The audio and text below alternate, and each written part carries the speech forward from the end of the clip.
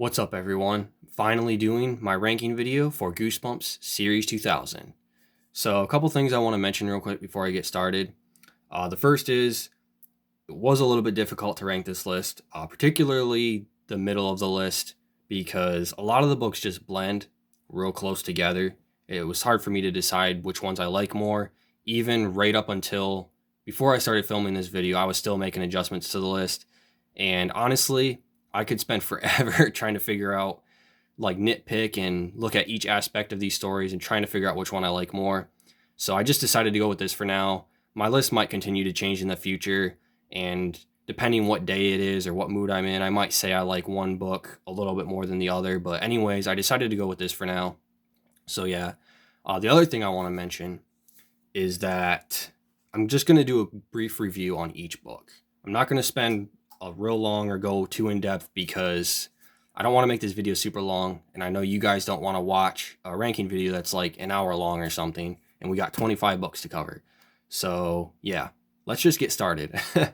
At number 25 on the list, my least favorite Series 2000 book, we have Earth Geeks Must Go. Did not care for this one. Now, I don't think this is a horrible Goosebumps book by any means. I've definitely read worse, but I just did not care for this one. It didn't really do anything for me. It's got some humor in it, a lot of goofy moments, but it just didn't really work for me. I didn't really find it funny. The plot is just really weird. The ending was very predictable. I saw the ending coming a mile away, literally. To me, this just feels like a very stereotypical Goosebumps book. Some of the alien type stuff in it was a little bit different and unique, you could say, but it was just too weird and off the wall for me to really enjoy it. And yeah, I just did not really enjoy this one. I can't think of any redeeming qualities about this book. This one was just kind of a slog to get through. So that's why it's at the bottom of my list. So at number 25, Earth Geeks Must Go. I'm going to set my books up here. I got my stack right here, and then I got a notebook too down here. So with notes on it in case I forget like what book I'm on or whatever. Next up we have Be Afraid, Be Very Afraid at number 24 on the list. Now, the only thing I liked about this book is the twist ending, or there's a couple twists towards the end, and that's really the only thing I like about this book, to be honest. The rest of it is very boring. Just did not care for it. Was not really that interested in the book. Again, like Earth Geeks Must Go, not necessarily terrible. I don't hate it or anything. I just wasn't really that into it. Didn't care for it. But the ending is hilarious. The ending literally had me laughing out loud. So bonus points for that. I decided to move it just above Earth Geeks Must Go for that reason alone. The twist ending is, even though it's really funny, like it's kind of dumb at the same time. It's kind of hard to explain without spoiling it. If you guys read this book, you'll know what I'm talking about. But for some reason, it just really struck my funny bone. I like the little twist ending at the end. I think it's funny. But other than that, this book is really not that good, and that's why it's at number 24 on the list. Moving on to number 23 is Return to Ghost Camp. Now, this book has a very misleading title. It has nothing to do with Ghost Camp from the original series.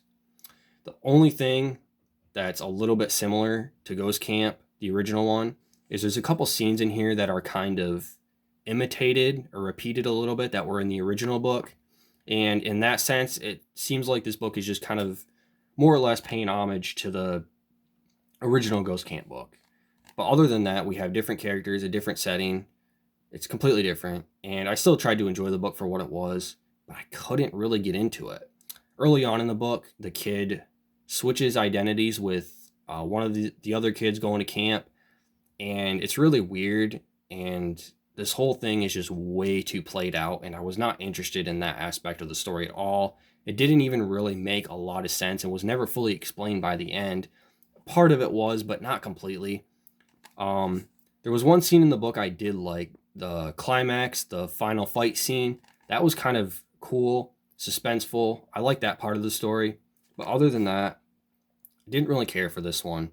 So yeah, that's why it's at number 23, Return to Ghost Camp. Next up, 22 and 21. I almost started going backwards there. We have Invasion of the Body Squeezers. Now, I just decided to group these two together because it's essentially the same story. and I feel like these books are very poorly executed. I like the idea behind it. I was excited to see R.L. Stine's take on the whole classic Invasion of the Body Snatcher story. Plus, he doesn't do a ton of sci-fi stuff, so I was kind of excited to read these. Unfortunately, these books are just very poorly executed. They fell really flat. I think this would have actually been better as just one book instead of split up into two parts because the story drags. My biggest issue with both parts of these books is they are extremely repetitive. That's really the biggest flaw of these stories, to be honest. Like, I actually have individual reviews up of these books if you guys want to go watch that instead, where I'll get into it more depth. But yeah, these books are just super repetitive, and it really kills the story for me, honestly. That's why I have them at number 22 and 21 on the list. But yeah, moving on. Like I said, I'm just going to keep each review kind of brief because I don't want to make this video super long. Next up, at number 20, we have Return to Horrorland. Now, I remember liking this book when I was younger, but this time around, I did not care for it at all. So unlike Return to Ghost Camp, this is a direct sequel to One Day at Horrorland from the original series. Same characters, same place. Unfortunately, the premise in which the kids return to Horrorland is very weak, not exactly believable, and then the story just kind of goes downhill from there. This book, I wouldn't say is necessarily bad on its own, but it just completely pales in comparison to the original Horrorland. It doesn't even hold a candle to the original, in my opinion, anyway. A lot of the attractions, the spooky attractions and stuff they go through at Horrorland, the originality is just, creativity is just not there anymore. And the ending isn't very good. I just felt like this book just really fell flat. Just did not care for this one, so that's why it's at number 20 on the list. I'm already forgetting what number I'm on, so I'm just going to go through each book. But yeah, Return to Horrorland. Next up, we have I Am Your Evil Twin. Now, we're starting to get into the territory now of books that are decent to pretty good. Those first few were ones I really did not care for that much at all. I was pretty disappointed in those books, but from here on out, we're starting to get into the decent territory. So I Am Your Evil Twin. This book was okay. I don't really have a lot to say about it. I enjoyed it, but I didn't love it. So yeah, I'm just going to leave it at that. Next up, we have Revenge R Us. This book, I'll admit this book is probably one of the worst Series 2000 books in the sense that it doesn't make a lot of sense. There's not a lot of logic or explanation behind the things that happen in this book. Like, the plot is just kind of all over the place. There's not good reasoning behind the characters' choices and whatnot. It's just a really dumb story with a messy plot. And I don't know, I just still enjoyed this one for what it was. It's definitely not a great book, but I still had a fun time reading it. It's kind of funny. This is one of those Series 2000 books that just don't really take seriously when you read it. If you don't take this one seriously, I think you'll enjoy it. Like I said, it's definitely not one of the greatest Series 2000 books by any means, but I still enjoyed it a little bit. So yeah, Revenge R Us. Next up on the list, we have The Mummy Walks. Now, this book really surprised me. Out of all the Series 2000 books, I feel like this is one of the ones that stands out the most just because it's so crazy and different. So it starts out with the main character flying all the way to Egypt, which I guess that happened in one of the original Mummy books. I think the very first Curse of the Mummy's Tomb from the original Goosebumps series. I think that's what it was called. I guess it happened in that book too, but we just don't get huge location or setting changes very often in Goosebumps books. So every time it does come up, it's just kind of a shock a little bit, I guess you could say. So, but the pretense that he's going to Egypt under in this book is completely different than any Goosebumps book we've seen before. And the events that follow that are just wild. This one is really different. I enjoyed it. I didn't love it. To me, the best scene of this book is a certain fight scene in the middle. I think it's probably the most intense scene I've ever read in Goosebumps, in the sense that, maybe not intense is the right word I'm looking for, but it's just very violent and it feels like it doesn't belong in a Goosebumps book. I was actually really surprised when I come across that scene because I didn't remember much of this book at all from when I was younger. And that scene just really shocked me. So to me, that's the standout scene. Overall, good book. I didn't love it, but it's just really different. So yeah, The Mummy Walks. Next up we have Fright Camp. Now, this book is okay. Not great. To me, this book, when I was reading it, this book reminds me of a mix between Welcome to Camp Nightmare and One Day at Horrorland. The kids go to this camp, and it's supposed to be like spooky themed and like horror movie themed and stuff, and there's these scary attractions, and it's almost kind of a repeat of One Day at Horrorland, to be honest. The kids go through these scary attractions and whatnot, and different things happen, and then they begin to wonder, is it really haunted? Are these attractions real? Like, it's not just, fun and games like we think it is. So it's kind of a repeat of One Day at Horrorland in that sense, except it's at a camp setting instead of a theme park. So yeah, to me, I couldn't get into this book. The suspense really didn't build at all, because knowing the location the kids were at, I kind of knew how the story was going to turn out, and I kind of predicted the ending. And I was right. The ending was very predictable in this one. So I didn't really enjoy it all that much. But it's still not a bad book. There were a couple of pretty intense, scary scenes in here. But again, it was hard to really get into it, because I kind of knew all along how things were going to turn out. And it did go that direction I expected it to. So yeah, that's why Fright Camp is I think I'm at number 17 on the list, 16. I don't even know, guys. All right, next up we have Ghost in the Mirror. Man, this is one of the biggest disappointments of Series 2000 for me. The reason it made it as far as it did, almost the middle of the list, is because the first half of the book is so good. I love the setup to it. I don't even know why exactly. I just feel like this book has so much atmosphere and tension in the first 40 to 50 pages of the book. There's one really intense scene in here.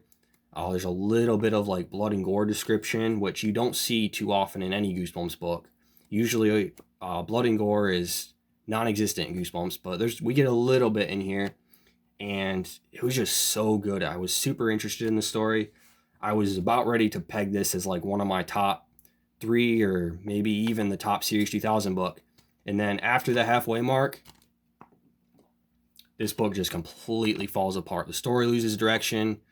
There doesn't really seem to be any sense of reason behind anything that happens in the second half of the book, and it just completely ruins it for me. And the second half, just all of that suspense buildup we got just felt like it was for nothing. And yeah, it was just super disappointing. Also, this has one of the worst endings of any Series 2000 book. You're going to hear me complain about that a little bit as we go on. This one takes the cake, I think, for being the dumbest and the ending that probably makes the least amount of sense out of all of them. So yeah, that's Ghost in the Mirror. Next up, we have Full Moon Fever. This was probably one of my favorite Series 2000 books when I was younger, just because, again, I've mentioned in my past reviews, I really like werewolves and werewolf type creatures.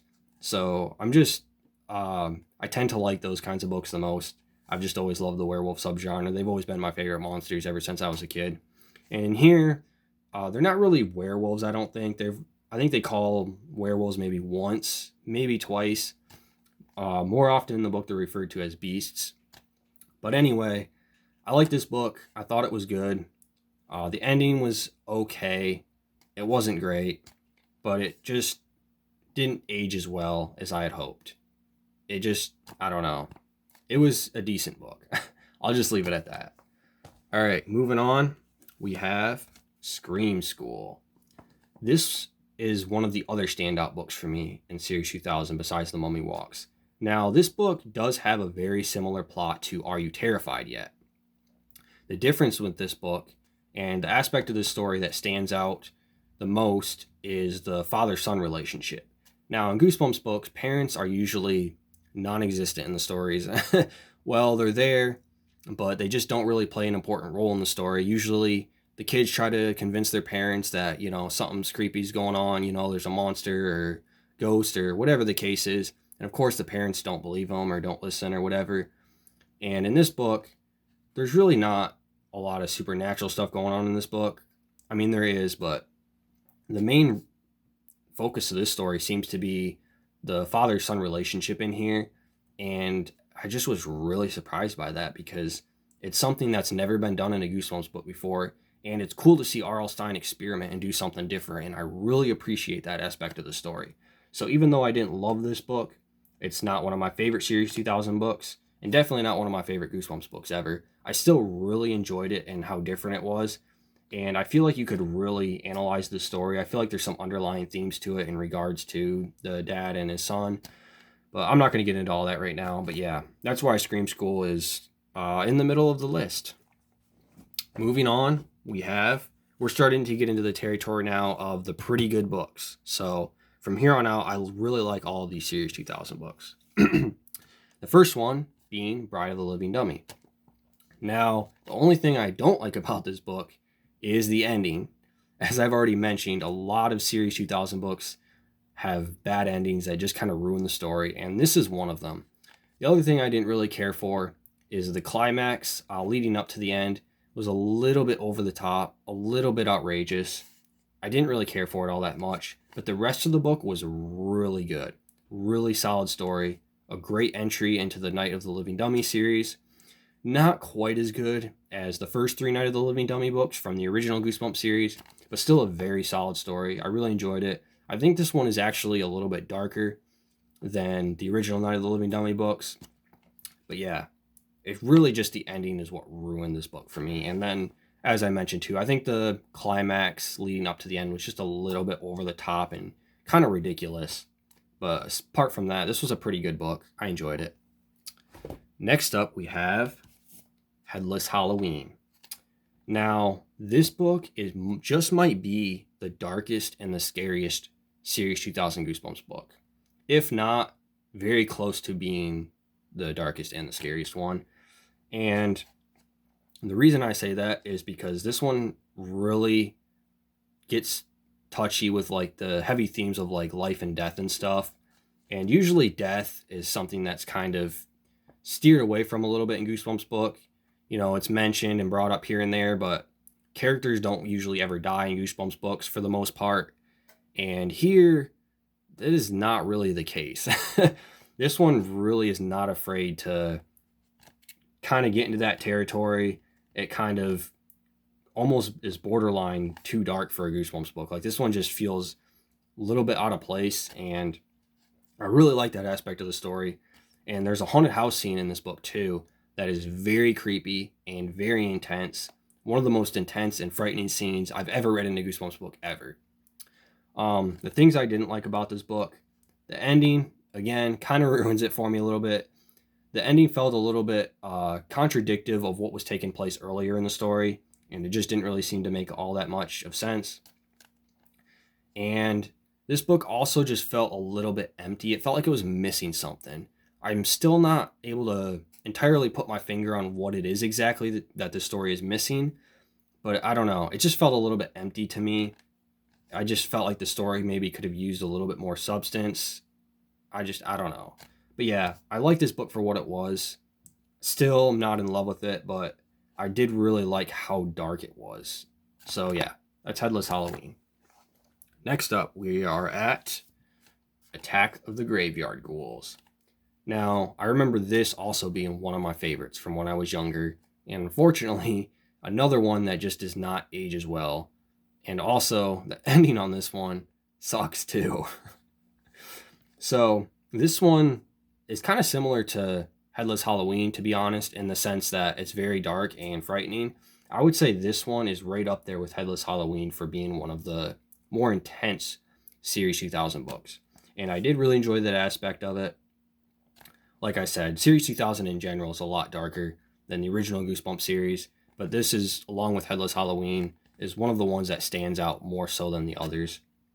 The ending just really fell flat for me, and the other thing I didn't like about it is the enemies in the book are not as I expected them to be. The title is a little bit misleading. They're not ghouls in the book. They end up being spirits instead. It's not really much of a spoiler. I think it's revealed around halfway, or maybe even a little bit before halfway in the book. But yeah, anyways, I still enjoyed this book. I think it's a good Series 2000 book. Just not quite one of my personal favorites. Moving on to Horrors of the Black Ring. Now, this book is basically a repeat of The Haunted Mask, but I still think it's a good book.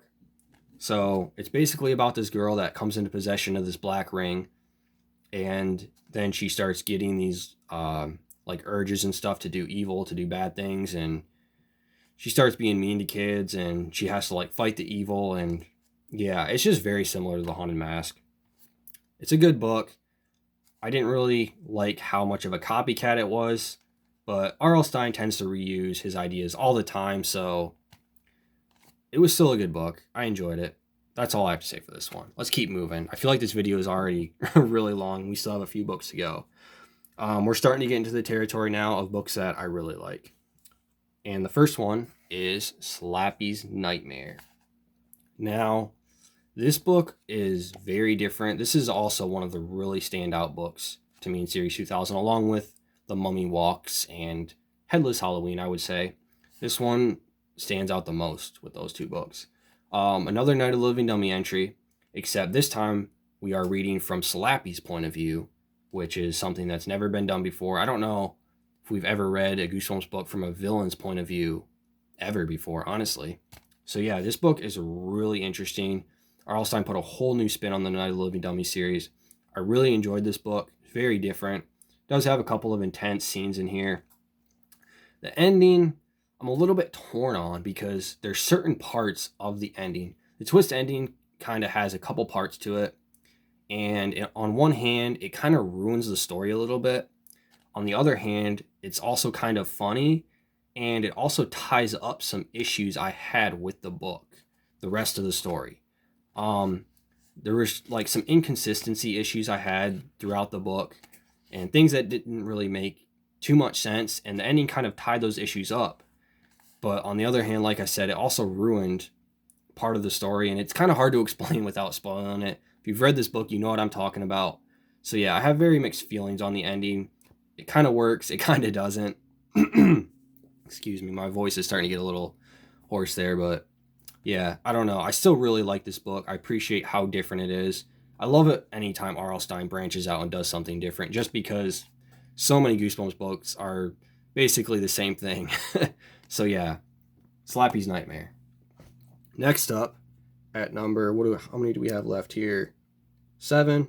At number 7 on the list, we have Are You Terrified Yet? This book reminds me a lot of You Can't Scare Me from the original Goosebumps series.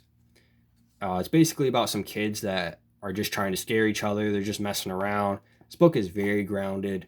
There's really not anything supernatural going on.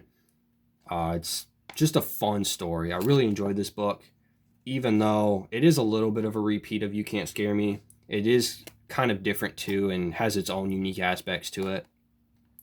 But yeah, I did enjoy this book. It's a pretty good book. That's about all I have to say for this one, honestly. Next up, we have The Werewolf in the Living Room. Honestly, I'm kind of surprised I put this book as high up on this list as I did, because I realized rereading this one that this is not a good Series 2000 book. I think my main thing about this book, the reason I put it so high up on this list, is for nostalgia, honestly, sentimental value. This was always my favorite Series 2000 book. No surprise, it's a werewolf book. When I was younger, anyway. And the story, it does have some great ideas behind it. I love the concept. Unfortunately, this pacing in this book is just so off. The plot is really sloppy. There's a lot of plot holes, things that don't make sense. And yeah, I don't know. But it's still a fun read. I still really enjoyed it, even as flawed as this book is. Now, again, this list is just my personal opinion. If I were doing this list based on what I thought were the best Series 2000 books, I would probably put this one at the bottom of the list or close to the bottom. But I just love this book for sentimental reasons, and it still is a really fun story, even though there's a lot of the story doesn't really make sense. Plus the cover art. I don't normally judge books based on cover art, but look at that. That is amazing stuff. Super creepy. I love the artwork on that. I love his big toenails and everything. I don't know. Yeah, that's Werewolf in the Living Room. All right, guys, we are at the top 5. And at number 5, we have The Haunted Car. Now, this book is probably the most solid story in Series 2000, to be honest, or close to being one of the most solid stories. The plot is pretty straightforward, and what I liked about it is the fact that it was just so simplistic, yet it worked very well. No really plot holes in this book that I can think of. There was one little twist at the end, not at the very end, but just before the end, there was kind of a weird twist that wasn't fully explained, and I didn't really care for it all that much. But aside from that, this book just is very well written compared to the others. It's creepy, it's a little bit dark, and it's just a good story. There's really not a lot of plot holes in here. Things actually make sense, and it's a good book. If I were doing this list, as I said, from the best, what I thought were the best books in Series 2000, this would be at the very top probably. But I decided to put it at number 5 because it's not my personal favorite, but I acknowledge that this is a very good book, and I could see how this would be at the top of some people's list, and I still really enjoyed it. So yeah, I almost said The Haunted Mask. The Haunted Car is at number 5. My stack of books is getting a little high up here. I got to be careful. I don't want them to fall over. All right. Number 4 on the list, and this is one I was very surprised that made it high as well, because I did not remember liking this book at all when I was younger, and that is Brain Juice. Now, kind of similar to Revenge Are Us, this is one you don't take seriously. This book is just a fun adventure with lots of comedy in it. The plot is absolutely goofy and outrageous, and this one, kind of like Earth Geeks Must Go, it has a lot of alien humor in it, and in here it actually works though. I found this book super entertaining. I don't know why, I just did. This book is funny. I really enjoyed it. The ending, it's a little bit predictable, but it was still funny. This whole book kind of reminds me of a certain Twilight Zone episode where aliens come down and they give this guy superhuman strength with like their powers or whatever, and they like watch him and experiment on him. And I wonder if R.L. Stine kind of used inspiration from that episode on this, because that's kind of a similar plot as in what happens in here, except the kids grow super smart, not super strong. Not much of a spoiler. It happens pretty early on in the book. But yeah, it kind of reminds me of that Twilight Zone episode. And I know R.L. Stine was a huge Twilight Zone fan. He watched that growing up and stuff. You can read all about that in his autobiography, It Came From Ohio. But anyway, yeah, this was just a really fun book. Not one you take seriously. It's just a fun adventure type story with lots of humor in it. So yeah, Brain Juice comes in at number 4. All right, guys, we are down to the top 3. And at number 3, we have Jekyll and Heidi. Now, really the only complaint I have about this book is the ending itself. Well, and a certain decision a character makes leading up to the end. That decision she makes just feels completely unbelievable, and then it leads us to that very forced twist ending that sucks, honestly. If it wasn't for that ending, this might be my top 1, my number 1 Series 2000 book. This book is very dark, intense, very sad, emotional. This book just hits you in all the right places.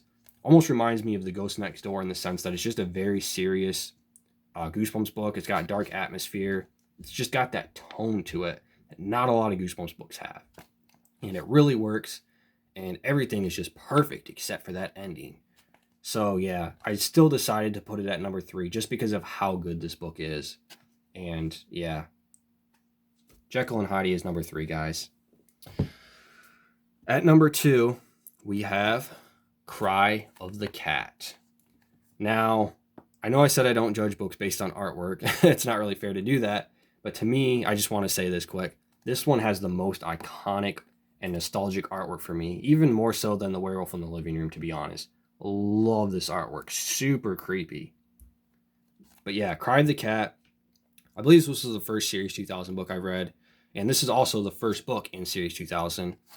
And yeah, this is just a great book, honestly. This one still held up. Very creepy. The only issues I had with this one are not the ending itself, but the resolution, the thing that characters do to get themselves out of the mess. The resolution of the story was a little bit goofy, a little bit on the silly side.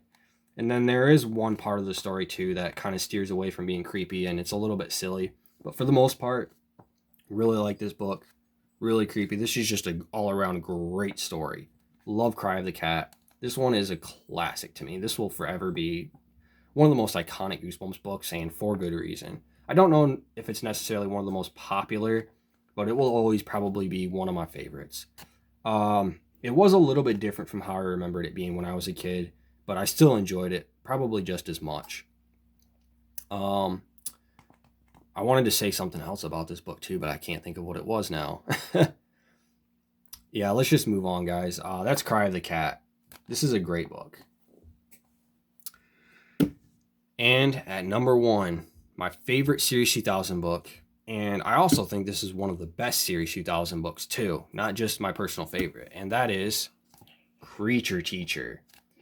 This book is amazing. This book is the perfect blend of humor, suspense, creepiness, grossness, everything. This book is just amazing. There's not too many Goosebumps books I would give a 5 out of 5 stars. I'm pretty picky and tend to rate things a little harshly, but I would probably give this one a 5 out of 5 stars, to be honest. There were a few issues I had with Cry of the Cat, and this one I really don't have any issues with, to be honest. I love everything about this book.